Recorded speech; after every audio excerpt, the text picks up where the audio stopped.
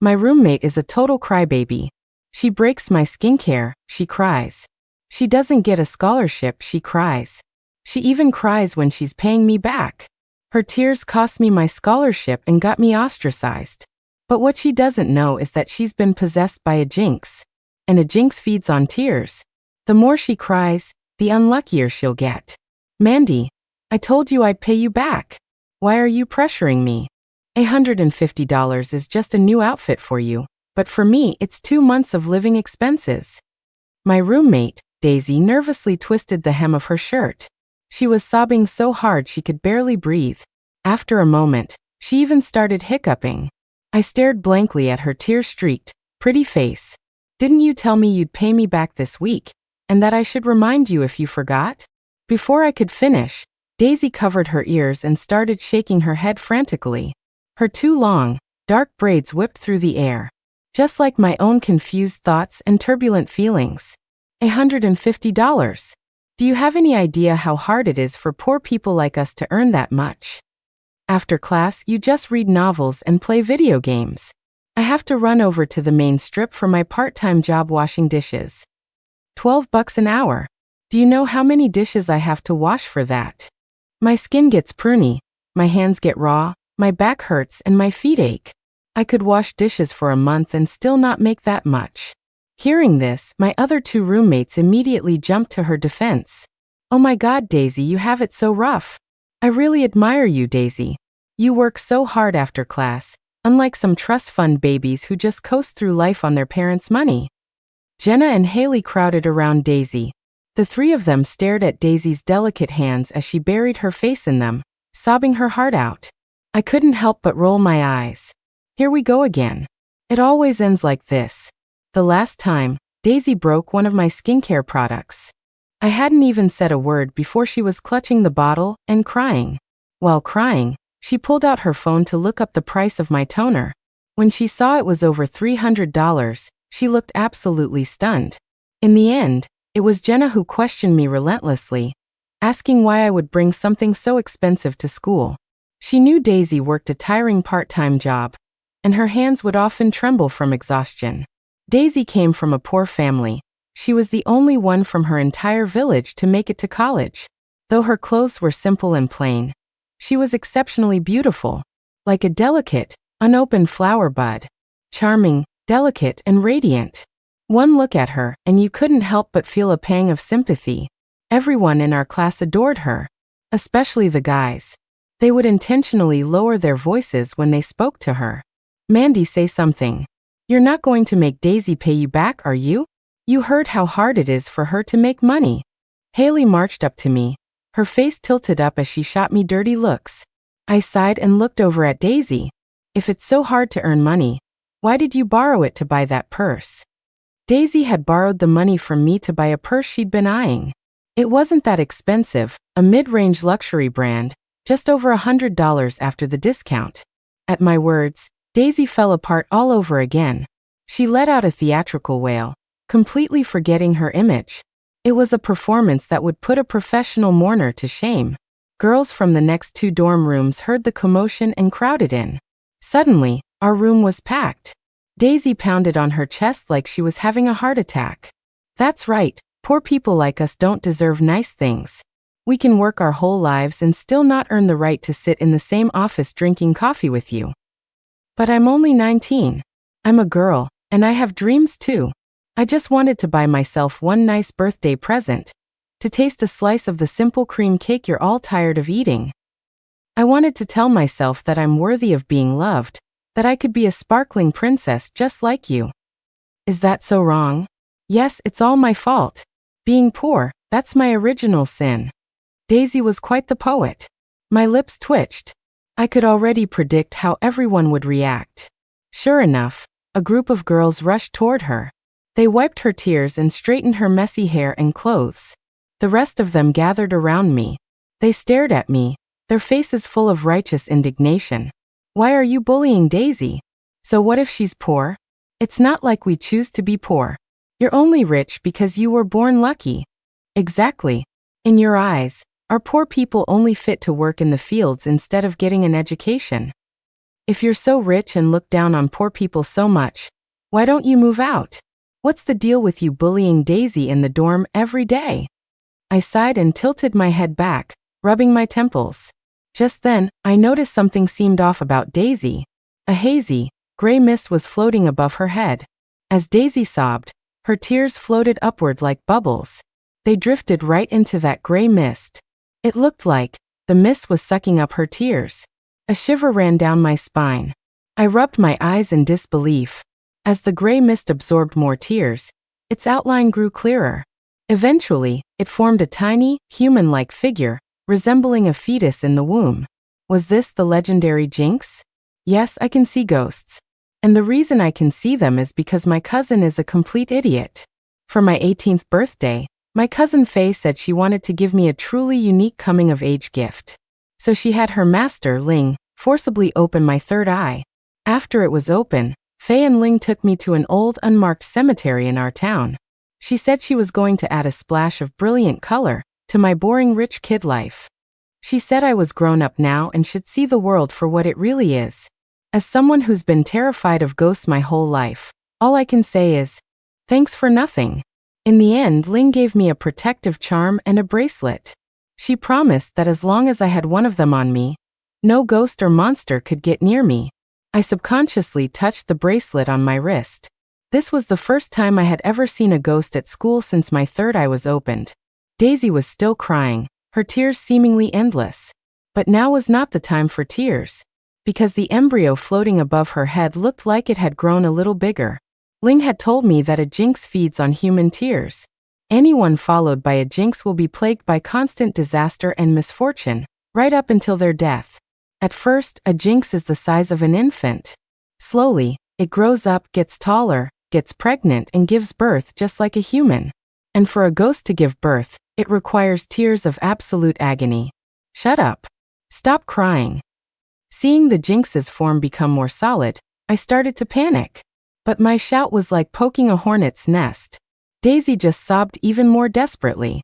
I took a step forward, wanting to stop her from feeding the jinx anymore. The bigger the jinx gets, the more people it affects. Soon, everyone close to Daisy would be caught in its unlucky aura. When Daisy saw me approaching, she screamed and threw her arms over her head. Mandy's going to hit me. In the chaos, Haley rushed to hug her, but somehow she bumped into the cabinet next to them. Our dorm cabinets are all mounted high up, above our desks. As Daisy's cabinet door flew open, its contents came crashing down on her head. There were all sorts of perfumes, face creams, and masks. A girl from the room across the hall froze. Then she asked the million-dollar question. Daisy, isn't that yellow bottle of perfume mine? Why is it in your cabinet? The girl's name was Wendy. She loved buying makeup and skincare. Her dream was to be a beauty influencer. So after class, she would film videos in her room. Wendy's family was well off. She spent her entire hefty allowance on all kinds of cosmetics. The thing was, her skincare and makeup often went missing. Many items disappeared after she'd only used them once. Because of this, the atmosphere in her dorm room was terrible. Wendy suspected one of her roommates was stealing from her. Biting her lip, Wendy walked forward and picked up the familiar bottles from the floor. She was meticulous. After the first time something went missing, she started scratching a small letter W on the bottom of each bottle with a knife. Daisy, care to explain why my things are here? The room fell silent. Daisy finally stopped crying. She looked up, blinking her eyes in confusion. Wendy, what are you talking about? Didn't you give these to me yourself? You said you only bought them for your videos, and some of the products didn't work for you. You said it was a waste to throw them out, so you gave them to me. What are you trying to say now? Wendy looked like she was about to have a stroke. Her chest heaved, her lips trembled for a long moment, and then her eyes rolled back and she fainted. A bunch of girls started screaming, some dialing. Wendy's other roommates went with her to the campus clinic, and the rest of the crowd dispersed. Daisy crouched on the floor, quietly picking up the scattered items. As she gathered them, she covered her face and started crying again. Wah, what does Wendy mean? Why is she accusing me of stealing? I don't get it. What did I ever do to her? Under the onslaught of Daisy's tears, Her 2 remaining roommates immediately believed her. I took a step back and looked up at the Jinx, which was slowly turning from a light gray to a dark, smoky color. Ghosts are creatures, embodying all forms of bad luck, disaster, malevolence, and ruin. And the Jinx is a master among them. A person possessed by a Jinx will have their life force weakened, feel cold, and become a magnet for other spirits. Looks like I can't live in this dorm anymore. I sent a bunch of texts to Faye, but there was no reply. Who knows what godforsaken corner of the world she's run off to this time. After classes that afternoon, the boy Wendy liked confessed his feelings to Daisy. Just like that, the people who had been on Wendy's side all switched to Daisy's. Everyone decided that Wendy must have framed Daisy out of jealousy. Looking at Daisy's shy, sweet expression, I felt like I understood her on a whole new level. Before this, Daisy had always acted completely indifferent to the guy. Today's confession was probably something she had arranged with him in advance. Suddenly, Wendy was the villain, unable to defend herself against the accusations. The classroom was a long walk from the dorms. The girls in my class walked in small groups, arm in arm. Amidst the crowd, Wendy and I stood out, alone and conspicuous. The girls' gazes shifted from me to Wendy. They whispered as they sized her up, and they weren't being quiet about it. So shameless. I can't believe she had the nerve to search the whole dorm for her stuff before. We came here to study. She came here to star in her own little soap opera. She's got 1,000 schemes running through her head. She'd be better off using that brainpower to study. Wendy, her eyes red, kept her head down and walked quickly past me. I grabbed her by the wrist. She looked up at me, startled. "This isn't a bad thing," I said softly. "Staying away from Daisy is not a bad thing." Wendy bit her lip without saying anything. She gave me a long, deep look, then pulled her hand away and left. Daisy was at the center of a fawning crowd. The Jinx floating above her head was emitting thin wisps of gray energy. The energy flowed like water, slowly gathering into fine gray threads. Daisy was laughing and talking with the girl next to her. One of those gray threads crept into the girl's open mouth. The Jinx was spreading its bad luck, and those gray threads were made of pure misfortune. The bizarre sight sent a chill down my spine, and I broke out in a sweat despite the winter cold. It looked like something bad was about to happen to Daisy, and soon. When I got back to the dorm after dinner, I found Haley, who had always been closest to Daisy, packing her things. In just a few minutes, she had her bed stripped and was starting to pack the clothes in her closet. Was she changing dorms? "Excuse me." The dorm room door was suddenly pushed open. Wendy walked in, dragging a large suitcase behind her, her face grim. When she saw me, her expression softened a little, and she managed a weak smile. "Mandy, looks like we're roommates now." I pointed a finger at Haley. Wendy nodded. "Yeah, Haley and I are switching rooms."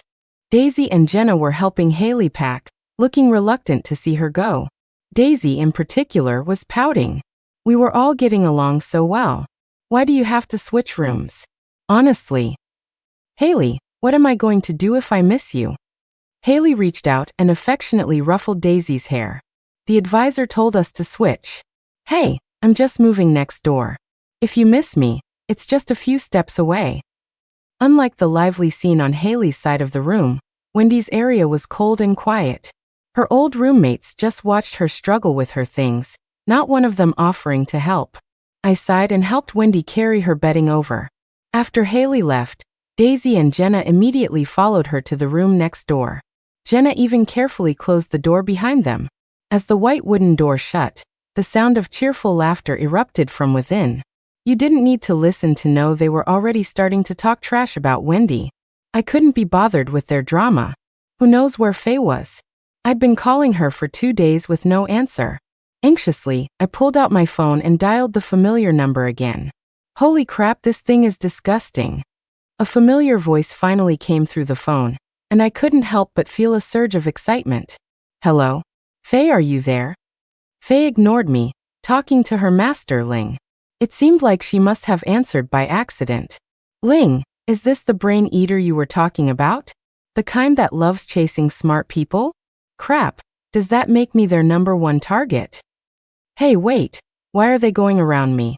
What's that supposed to mean? Who are they looking down on?" What the hell? You guys stop right there. That's slander. These monsters are slandering me. Beep beep beep. I stared blankly at my phone. What kind of bizarre place had Faye gone to? And what was a brain eater? I tugged at my hair in frustration. If Ling and Faye didn't come, how was I supposed to deal with this jinx? Was I just supposed to watch it grow up and have babies? Thump. A doll on Wendy's desk fell over. She immediately clasped her hands together and apologized with a nervous expression. I'm sorry, sweetie, Mommy didn't mean it. Mommy will buy you your favorite drink right now to make it up to you. Huh. What the hell? I turned to get a better look and saw a pitch-black clay doll on Wendy's desk. It was about the size of my hand, and a piece of red cloth was tied over its eyes. Wendy respectfully placed the clay doll in the center of her desk. She then carefully peeled an apple and set it in front of the doll before grabbing her bag and rushing out. Now I was the only one left in the dorm. I was just about to climb down from my bunk to get a closer look at the doll when a dark shadow floated out of it. The shadow bounced on the desk twice, then transformed into a grotesque infant with a green face and fangs. Its head was huge, and its chin looked like it had been sliced off. Its eyes had no pupils, just a ghastly white. I swallowed hard, my heart pounding in terror. This thing, it couldn't be one of those legendary Thai spirit dolls, could it? Wah wah. The little ghost turned its head toward me, its blank white eyes suddenly turning a blood red. I quickly held up my phone, pretending to play a game. In reality, my heart was about to leap out of my throat. The little ghost looked around, and seeing that I was the only one in the room, its curiosity got the better of it. It crept over to my bed and started climbing up the ladder, one rung at a time. It moved incredibly fast. In the blink of an eye, half of its tiny body was already over the edge of my mattress. Right now, I was mentally cursing out Faye's entire family tree. The little ghost's two dark hands were already on my bedsheets. It was about to crawl onto my bed. I held my phone up with my right hand and casually waved my left hand in the air. Weird, why does it feel like there are mosquitoes in here in the middle of winter? As I stretched my arm out, the bracelet on my wrist became visible.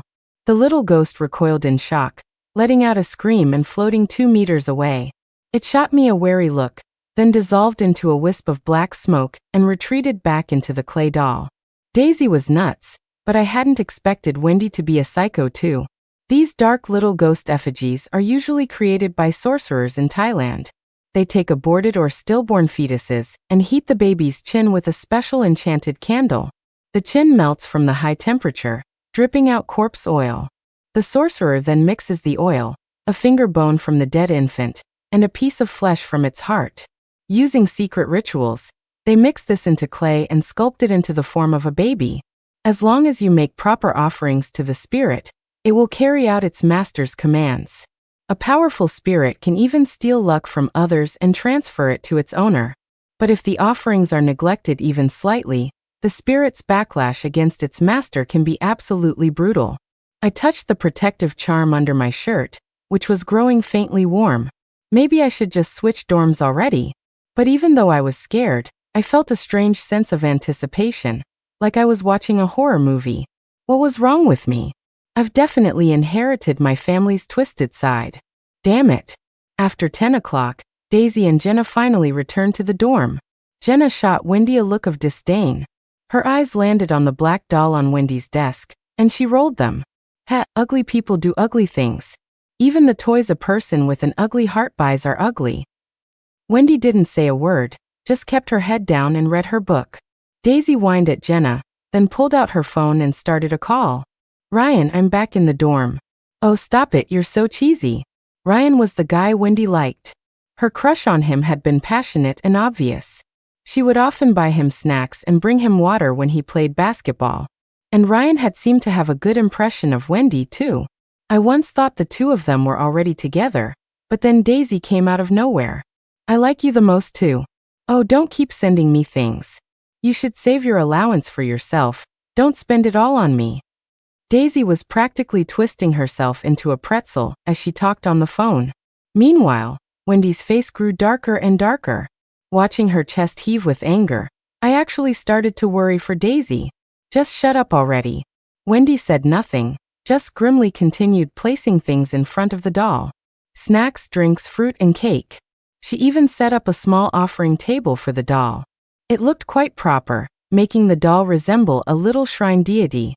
As Wendy placed the cake, Daisy glanced over at it several times. That bakery was famous for being expensive. A tiny slice cost over $7. Wendy snorted and pushed the cake closer to the doll. I sighed and lay down. It looked like there would be no more peaceful days in this dorm. As I was drifting off to sleep, I heard a rustling sound. I leaned over the edge of my bunk and saw that Daisy had gotten out of bed at some point. She was standing in front of Wendy's desk, nervously glancing around. Then she tore open the cake box and started gobbling it down. Daisy came from a poor family. Ever since she first tasted all sorts of desserts and cakes in college, she had become obsessed with sweets. I closed my eyes and played dead. You could have stolen from anyone, but you had to steal the spirit doll's cake. These little spirits are extremely protective of their food. There was no telling what was about to happen. I rolled over and started to hypnotize myself. I didn't see anything. I don't know anything. HGHH, HGHHH. Thump. Daisy clutched her throat in pain, her face turning a deep red in the darkness. A moment later, she knocked over a chair and collapsed to the floor, her mouth wide open like a dying fish. I shot up and scrambled furiously out of bed. This was never going to end, was it? When I flipped on the lights, Wendy and Jenna woke up with a start. The sight of Daisy on the floor shocked them. Jenna rushed over, grabbed Daisy, and started screaming. Daisy, what's wrong? Were you poisoned? Someone poisoned you, right? Was it Mandy or Wendy? Tell me. I couldn't take it anymore. I shoved her aside. Poison my ass. She was choking on Wendy's cake. Hurry up and do the Heimlich maneuver. Jenna looked completely helpless and shrank away. I had no choice but to grab Daisy, wrap my arms around her from behind, and start delivering forceful thrusts to her upper abdomen with my fist. After what felt like an eternity, Daisy coughed twice and spat out a cherry. Wendy's face was cold. Her voice squeezed through her teeth. Daisy, are you that desperate for a bite to eat? You crawl out of bed in the middle of the night to steal my cake? Daisy timidly raised her head. Her face was flushed from coughing, as beautiful as a peach blossom. She blinked her long, curly lashes. What cake? What are you talking about? I sometimes sleepwalk when I'm really tired. Was I sleepwalking again just now? I'm so sorry, it's all my fault. Did I break something of yours? I'll pay for it, I promise I'll pay for it. I stared at her, at a complete loss for words. Daisy was such a pathological liar that at a certain point, she almost stopped being annoying. Every time she opened her mouth, I felt like I was watching a play. It gave me a sense of satisfaction and amazement, like, wow, you can actually spin a story like that. Wendy didn't argue. She just sneered. Not everything is meant to be eaten. I couldn't agree more. Seeing that Daisy was fine, the little spirit was now flipping somersaults in the air, fuming with rage. Its actions and expression told me this was far from over. It was obvious Wendy had bought this expensive spirit doll with the intention of using it against Daisy. But Daisy had managed to offend the spirit on the very first day, saving Wendy the trouble of making a wish. Ling once said that among all ghosts, spirit dolls hold the most resentment. They also have a low intelligence and are extremely possessive of their belongings. Simply put, they don't share their food. Those 2 bites of cake were probably going to cost Daisy her life. I gulped down a glass of water, my mind in a turmoil. Even though Daisy was an idiot and I really disliked her, the thought of watching her die felt weird. Am I being some kind of bleeding heart? But she was a classmate, a human life. I opened my phone. Still no response from Faye or Ling. I had no idea when they'd be back. With a heavy heart, I tossed and turned in bed for a long time before finally falling asleep again. Bang. H. The sound of a massive crash jolted all of us in the dorm awake. Daisy's bed had collapsed. Our dorm has 4 loft beds, a bed on top, with a desk and closet underneath. Daisy's bed had snapped in 2, and the closet and desk below had splintered apart. She was trapped in a pile of wooden planks. A sharp piece of wood had pierced straight through her thigh. Bright red blood pooled on the floor. At this critical moment, Jenna let out a scream and fainted. Wendy and I locked eyes. She quickly looked away, a flicker of unease on her face. Seeing that much blood, I knew that if it had hit a major artery, Daisy could genuinely bleed to death. When Daisy saw the injury on her leg, she immediately put her special talent to use. The way she cried and screamed, you'd think she was on her deathbed giving her last words. I found a belt and tied it tightly around her upper thigh. Wendy helped me lift the wooden planks, and she was the one who called for an ambulance. Even though Wendy had wanted revenge on Daisy, now that something had actually happened to her, she looked genuinely remorseful. She bit her lip, silent, as she carefully cleaned the wood splinters from Daisy's wound. I could understand how she felt. We were all classmates, all young women. No matter the arguments or conflicts, who could be heartless enough to watch someone die? But it's easier to summon a demon than to send one away. Now that Wendy had invited this spirit doll into our lives, there was no telling what would happen next. Daisy was carried off to the hospital, sobbing the whole way. The campus doctors were stunned, saying that if she had been brought in any later, they wouldn't have been able to save her. After a blood transfusion and surgery, Daisy was finally out of danger, but the injury was on her thigh, so she would need to be in a wheelchair for a while. Because the bed frame had suddenly broken, the university covered all of Daisy's hospital expenses. They also gave her a compensation of $10,000, and they even waived her tuition for the next 2 years. While Daisy was in the hospital, the dorm was finally quiet for a while. Wendy, who used to be cheerful and outgoing, became incredibly withdrawn after she started keeping the spirit doll. We would often just sit in the dorm, staring at each other, sometimes going a whole day without exchanging 2 words. The spirit doll Wendy kept had been behaving itself lately. Ever since Wendy bought a tablet, the little ghost just squatted in front of it all day watching cartoons. But good times never last. After more than 10 days in the hospital, Daisy was finally discharged. I happened to be passing the campus clinic and saw her boyfriend pushing her out in a wheelchair. I stared at Daisy in shock. What on earth had she been doing for the past 2 weeks? The Jinx, which had been the size of a baby, had now grown into the shape of a teenage girl. The blurry gray shadow even had curves. Had Daisy been swimming in an ocean of tears lately? Beep beep. Before I could get a closer look, a car nearby honked. Unbelievable. My mom had sent the driver to bring me stuff again. I frantically looked around.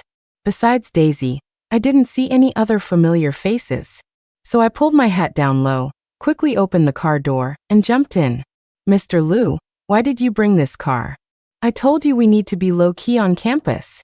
Our driver, Mr. Liu, looked at me with a wounded expression. This is the cheapest one we have. I pouted. My dad must have gotten bored and replaced all the family cars again. In high school, because of my family's wealth, I was constantly surrounded by people. Boys, girls, teachers, classmates. I was sick of being the center of attention and gossip. So, to have a quiet college experience, I'd always kept a very low profile at school. Every time I got something from Mr. Liu, I made sure to meet him in a remote spot.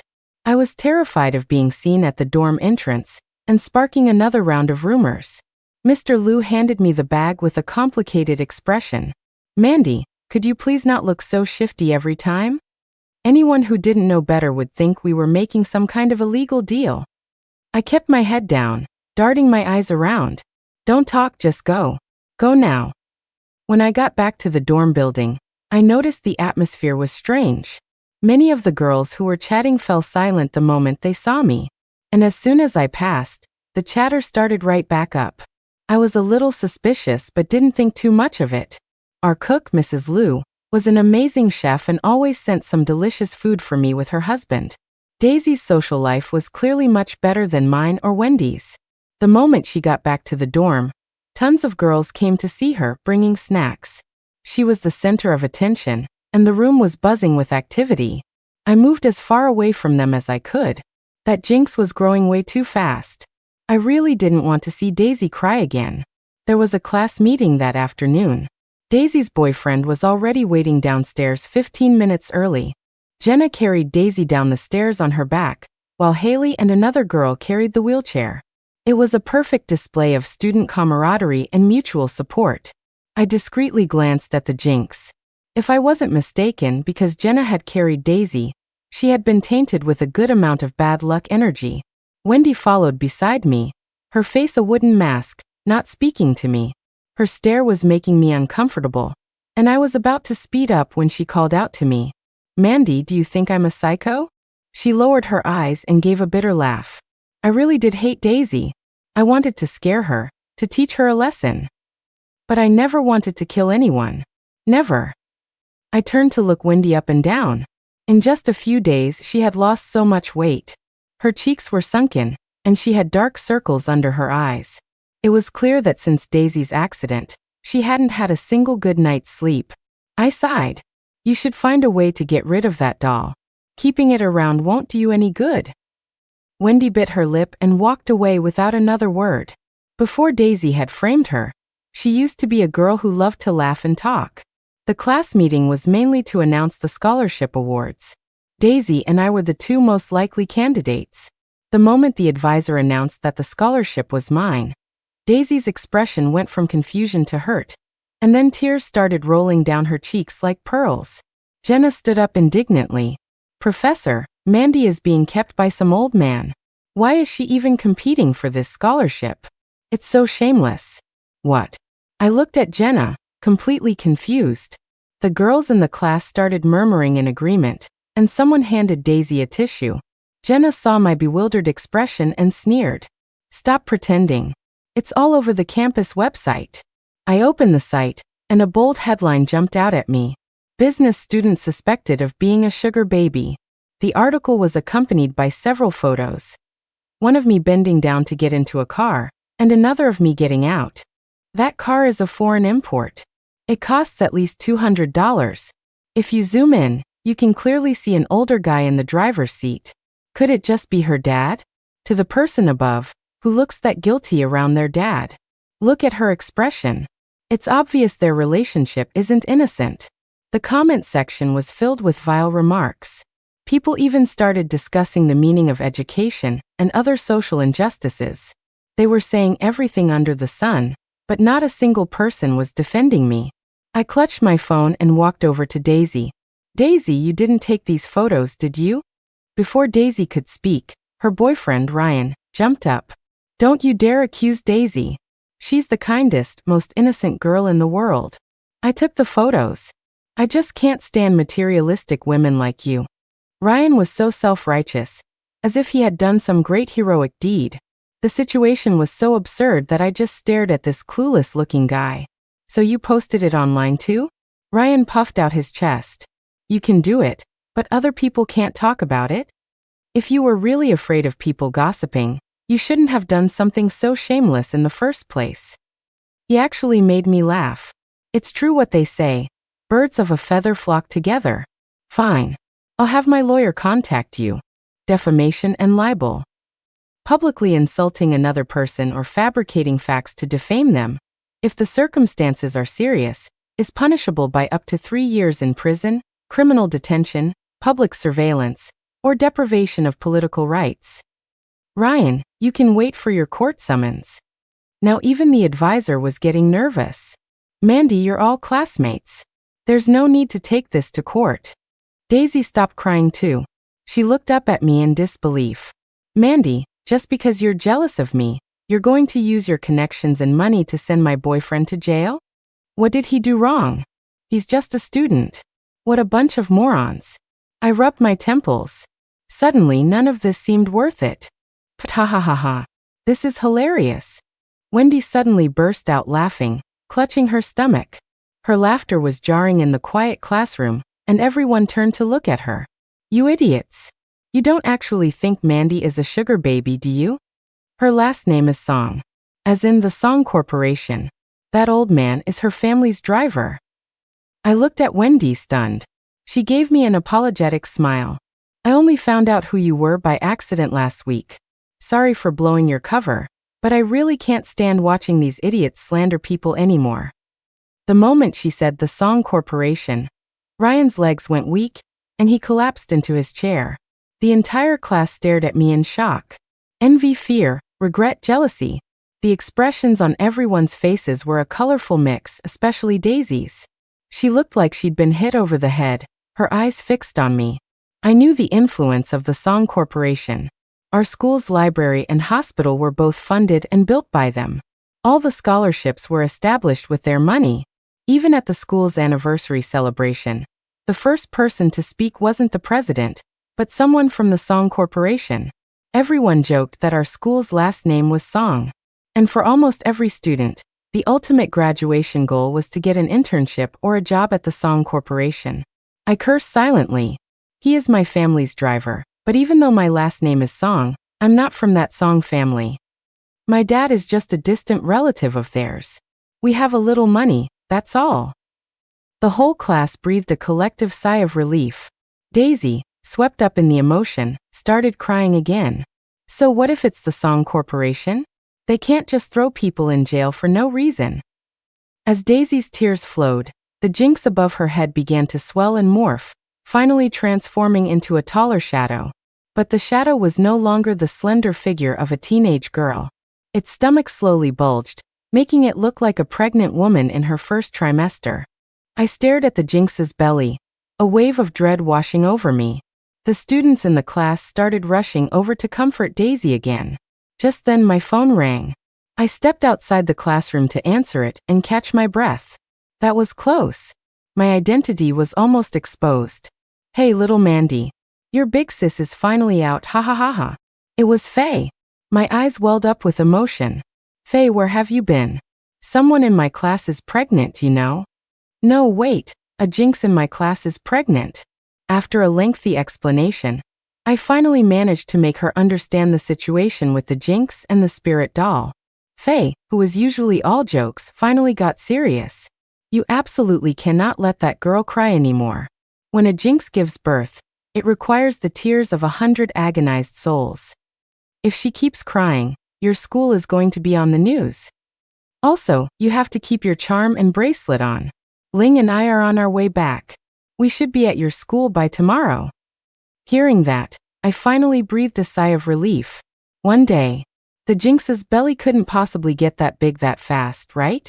When I went back into the classroom, I saw Ryan timidly walk over to me and bow. I'm sorry. I didn't know he was your family's driver. Even with the distant relative excuse, the connection to the Song family was enough to make my classmates look at me with a new sense of reverence. Right now, my mind was completely preoccupied with that jinx. I had no interest in listening to him, nor the energy to argue. What did Faye mean by tears of 100 agonized souls? 100 people? But our class only has about 50 students. Could it be an earthquake, a building collapse, a flood? If over 100 people died at the school, the impact would be massive. All right, the misunderstanding is cleared up, so it's all good. Ryan, go apologize on the forum and clear this up. The advisor stepped in to smooth things over. In the end, though, the scholarship still went to Daisy. I think she was confusing a scholarship with financial aid. But right now, I didn't dare provoke Daisy any further. If she started wailing again, she might cry the building down. And all the buildings at this school were built by my family's construction company. After the scholarship announcement, the advisor told us that there would be a class activity over the weekend. We were going to have an outdoor barbecue at a scenic spot with the class next door. A chill went down my spine. That scenic spot was on the highest mountain in the area. The road up was all winding, treacherous mountain passes. Don't tell me the bus is going to crash? The image of a bus full of people tumbling down the mountain flashed through my mind, and my heart pounded with fear. Back in the dorm that night, the more I thought about it, the more uneasy I felt. Daisy, however, was in high spirits, and she didn't forget to pick a fight with Wendy. Can you please not worship that doll in the dorm? It's creepy. Wendy paused in the middle of arranging fruit, but ignored her and continued placing snacks on the small table. Daisy was not happy. If you keep this up, I'm going to tell the advisor. The school doesn't allow this kind of superstitious stuff. Jenna immediately stood up to back her. Yeah, exactly. Keeping a pitch-black doll, I'm scared to death every time I get up to use the bathroom at night. You don't own this dorm room. You can't just put whatever you want wherever you want. Wendy remained stone-faced and silent, treating Daisy and Jenna like they were air. Daisy shot Jenna a look. Jenna walked over, and swept everything off the desk onto the floor. The blindfolded doll, of course, fell with everything else and shattered into 2 pieces. When it hit the ground, the red cloth over its eyes fell off, revealing a pair of crimson eyeballs. It happened so fast, I didn't even have time to react before the doll was on the floor. Wendy's face went pale, and she sank to the ground. It's over. It's all over. As the doll shattered, an ear-splitting shriek rang in my head. A cloud of black smoke rose from the broken pieces. A moment later, a small black child with red eyes was standing on the floor. It glared at each of us with a ferocious expression. Its dark, greenish face was filled with world-destroying hatred.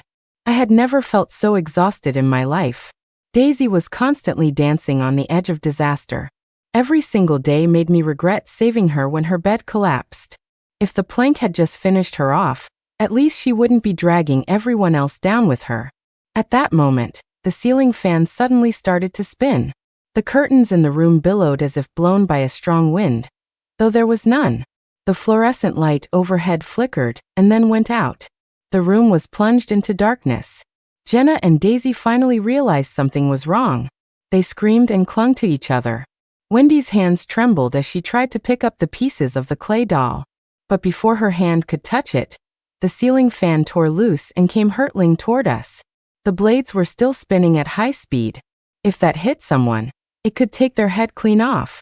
The black ghost child was floating right next to the fan, staring at Daisy and Jenna with pure hatred. Daisy seemed to be paralyzed with fear. She just stood there, mouth agape, eyes wide, waiting for the fan to hit her. It's over, it's over. Daisy and her friends were about to be splattered across the room. Crack. In the nick of time, a gray cord whipped out and struck the fan. I stared in astonishment as the fan clattered to the floor halfway to its target. What was happening? Countless gray threads were erupting from the jinx above Daisy's head. They swarmed through the air, a dense, overwhelming net, and flew toward the little spirit. The spirit shrieked and tried to flee but was quickly entangled in the threads. In seconds, it was wrapped up like a cocoon. The cocoon floated silently in the air, and after a moment, it began to shrink. It looked as if it was being absorbed and consumed by the jinx. A jinx fighting a Thai spirit doll? I didn't dare to breathe, my body rigid as I watched the bizarre and miraculous scene unfold. Click. Wendy stood up and switched the dorm lights back on. The sudden brightness made me shut my eyes. When I opened them again, the room was in chaos, looking like it had been hit by a typhoon.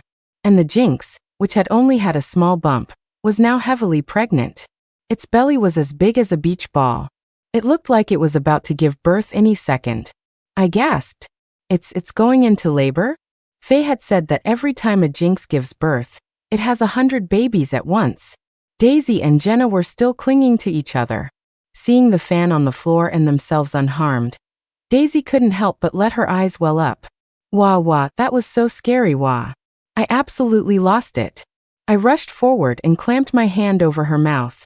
Can you shut the hell up for once? Jenna shoved me away, and Daisy cried even harder. Mandy, what are you doing? Why are you always bullying me? You have luxury cars and a mansion. You have more money than you can spend. You're already so lucky. Why do you have to treat me like this? I'll pay you back that $150 right now. What's the big deal? Don't think that just because you lent me money, you can trample on my dignity. As she cried, Daisy pulled out her phone to transfer the money to me. Who had time to worry about $150? Luckily, this time Faye picked up the phone almost immediately. Faye code red. It's happening. It's about to give birth, and we're still in the dorm. The voice on the other end was calm. Mandy, don't panic. Look at the time. I snatched Daisy's phone and glanced at it. 11. It's 11:01 p.m. Holy crap. The witching hour. Get in the bathroom and hide. Don't open the door no matter what happens outside. Go now. Faye hung up. Everyone in the dorm stared at me and Daisy in surprise. Jenna, in particular, looked ready to charge over and defend Daisy. I grabbed Wendy's wrist. As she stared at me in confusion, I dragged her into the bathroom and locked the door.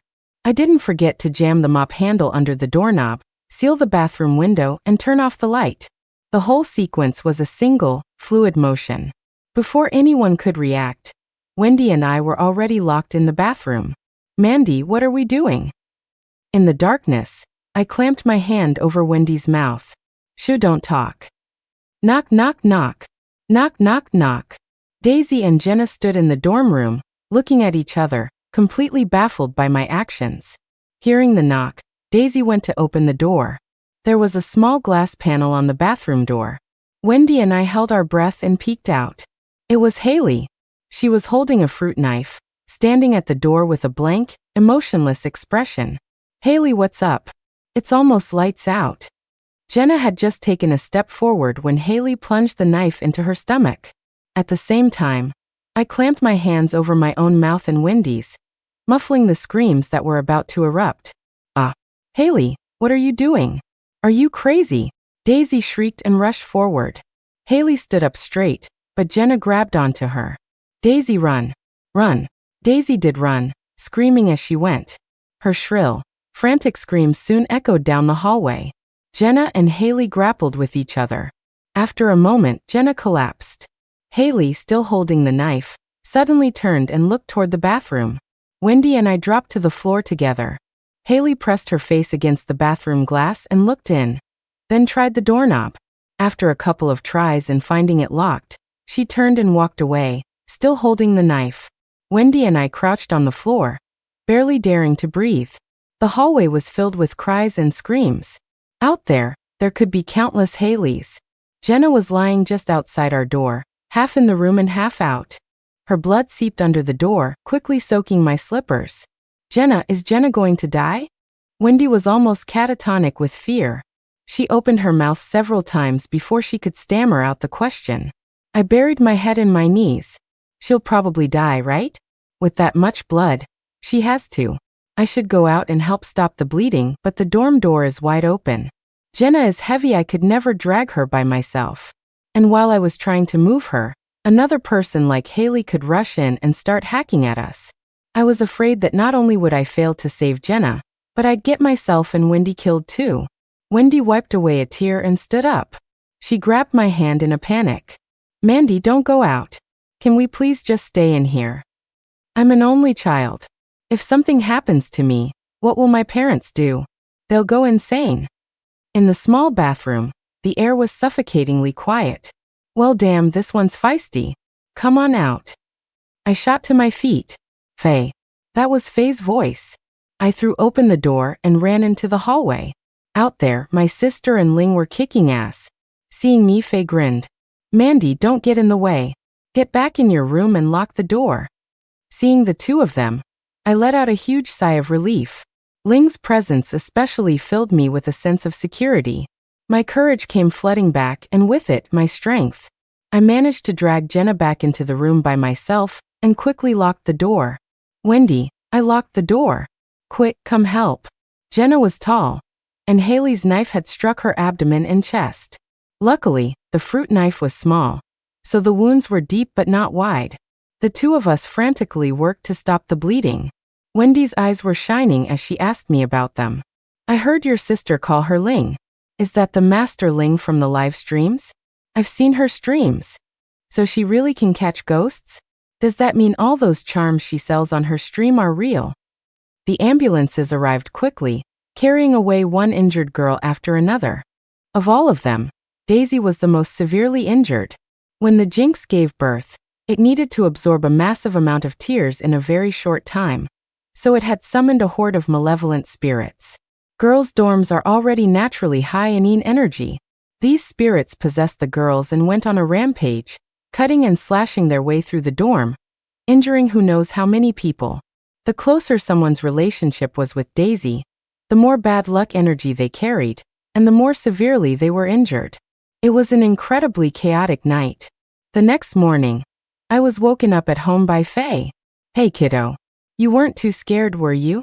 Faye told me that over 60 girls had been injured the night before. Most of them just had superficial wounds. The most serious cases were Jenna and Daisy.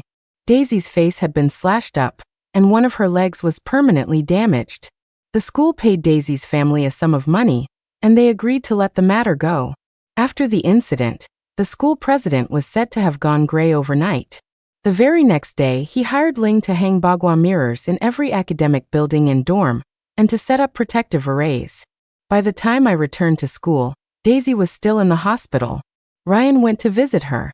But the moment he saw her face, he came back and broke up with her the next day. Oh, about that Daisy girl. I drew a protective talisman for her. Faye handed me another bracelet while munching on a piece of cake. And you shouldn't just be lazing around after school anymore. You should train with your big sis, learn a move or two. You need to be able to protect yourself if something like this happens again. I took a sip of my milk tea. Even though it had been days, I still woke up from nightmares. Faye, why was that jinx so terrifying? Can it really command all ghosts? Faye wiped her mouth. It doesn't exactly command them. The main issue was that your dorm had already accumulated too much bad luck energy and energy. With a spirit doll and a jinx both in there, ghosts like to flock together. The jinx just gave them a little nudge, and the evil spirits followed. So you see, it's always important to keep a smile on your face. I nodded in complete agreement. Old folks always say that crying too much will cry away your good fortune. They really weren't kidding. A girl who loves to laugh might not always have good luck.